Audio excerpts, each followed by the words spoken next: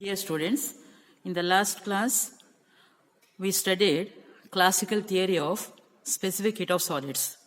That classical theory is nothing but DeLong and Petit's law. It states that for most of the solids, the specific heat remains constant at all temperatures. This DeLong and Petit's law is true or is successful in explaining the specific heat of most of the solids at higher temperatures only. But this classical theory, it was failed or it was not in agreement with the experimental results for many solids at low temperatures. DeLong and Petit's law failed to explain the variation, that is, the decrease of specific heat at decreasing temperature. There it failed to explain that. So, Einstein, by applying quantum theory, tried to remove this discrepancy. In his theory, Einstein made the following assumptions. The assumptions are: the atoms of the solids are identical, and he considered them as independent simple harmonic oscillators. Einstein's theory considers the atoms as the identical independent simple harmonic oscillators. All atoms, they vibrate in identical conditions. So, they have the same natural frequency. All the atoms will vibrate with the same natural frequency. The energy spectrum of these oscillators is not continuous, but it has discrete values, and it is given by En equal to nh nu. N, the quantum number, taking values 0, 1, 2, 3, and so on. One more assumption is, the vibration of each atom in the solid, it may have 3 components along 3 mutually perpendicular axes. So, each atom, it can be represented as 3 harmonic oscillators. Each atom can be considered as 3 harmonic oscillators. So, in a solid having n atoms, it is equivalent to the vibrations of 3n harmonic oscillators. One more assumption is, these oscillators, the atoms, nothing but the harmonic oscillators, they form the ensemble or assembly of the systems which are distinguishable. According to Einstein's theory, these harmonic oscillators are distinguishable due to their location at separate lattice sites or specific lattice sites in the crystal. Because of this, the harmonic oscillators are distinguishable. So, these particles, nothing but harmonic oscillators, they obey MB statistics. So, Einstein used MB statistics and MB distribution law to explain the variation of specific heat of solids. Using the above assumptions and MB distribution law, the average energy associated with an atom per degree of freedom is given by this.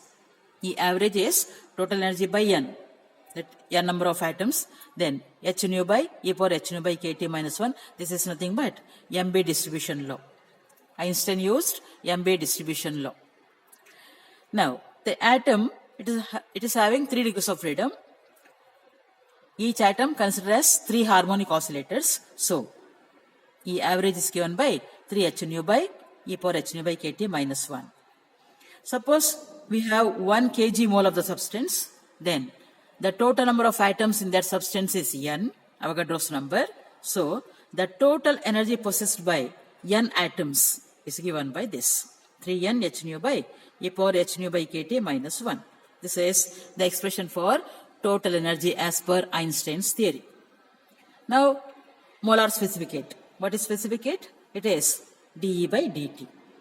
CV is dE by dt. Now, differentiate. By differentiating this expression, we get this one. You know how to differentiate? I think no need to explain. Differentiate with respect to t, then we get this term. See here, in this term, h nu by k h nu by k is taken as theta e. It is called as Einstein's temperature. And this e power h nu by kt, this is taken as f of e, h nu by kt or theta e by t, it is taken as f of e, called the distribution, Einstein's distribution function. It is Einstein's distribution function.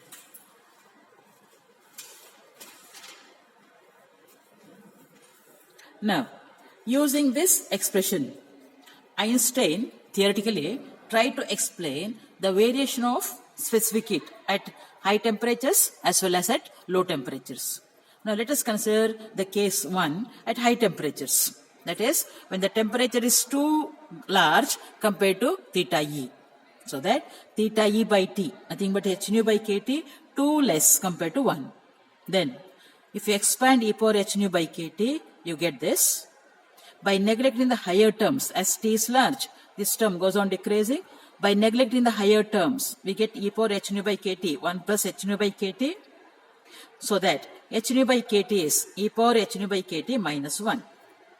Then, what is total energy? Is 3n h nu by e power h nu by kt minus 1.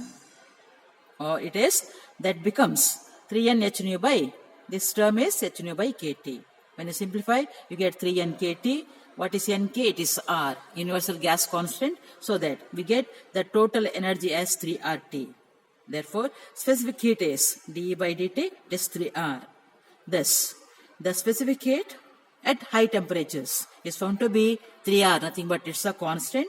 It is in agreement with the experimental result, and it is in agreement with de Long and Petit law also. It is in agreement with the classical theory also. Thus, Einstein's theory is in agreement with both experimental fact as well as the classical theory at high temperatures. Now, what about low temperature? Suppose the temperature is too small compared to theta e, low temperatures. T too small compared to theta e, so that theta e by t large compared to 1, 2 greater than 1. Or h nu by kt large compared to 1, that is h nu is too large compared to kt. Then e power h nu by kt minus 1 can be approximated to e power h nu by kt. Since h nu is too large compared to kt, this term is large compared to 1. But here we neglect 1. So that the total energy expression becomes, see, this is the expression for total energy, it becomes 3n h nu by e power h nu by kt. That is 3n h nu e power minus h nu by kt. Then specific heat dE by dt. Differentiate. By differentiating, we get this expression. We get Cv as 3R. See here. While differentiating, we get h nu by kt, minus minus gets cancelled, h nu by kt, and here 1 by t square. So, here h nu, here h nu. We get h nu whole square, just 1 k. So, to make this one k square, we multiply here by k. So, here 1 k and 1 k. So that we get h nu by kt whole square. By taking k in the numerator and denominator, we make this term h nu by kt whole square. Then nk is r, so 3r, h nu by k is theta e, so this is theta e by t square e power minus h nu by kt, or it is 3r theta e by t whole square e power minus theta e by t. This is Cv. And e power minus theta e by t taken as f of e, nothing but Einstein distribution function at low temperature. So, now this expression for Cv, what it says? The specific heat of the solids at low temperatures varies exponentially with the temperature. This function says that it varies exponentially with the temperature, and as temperature decreases, specific heat also decreases exponentially. Temperature decreases, specific heat also decreases exponentially. And as temperature approaches 0, here as per this theory, as per Einstein's theory, this specific heat approaches 0 rapidly. But this is the theoretical explanation given by Einstein, but experimentally it was found that the variation of specific heat with temperature at low temperatures is as per T cube law. That is, Cv varies directly as T cube. As per, they experimentally observed that the specific heat at low temperature varies as T cube. It is called T cube law. Thus, the theory, this Einstein's theory, is again not in agreement with the experimental results at low temperature. So Einstein's theory also failed to explain the variation of specific heat of solids at low temperatures. Now, what are the failures or what are the limitations of Einstein's theory? One is, this theory failed to explain the rapid variation of specific heat at low temperature. As temperature approaches zero, that rapid variation in CV was not explained.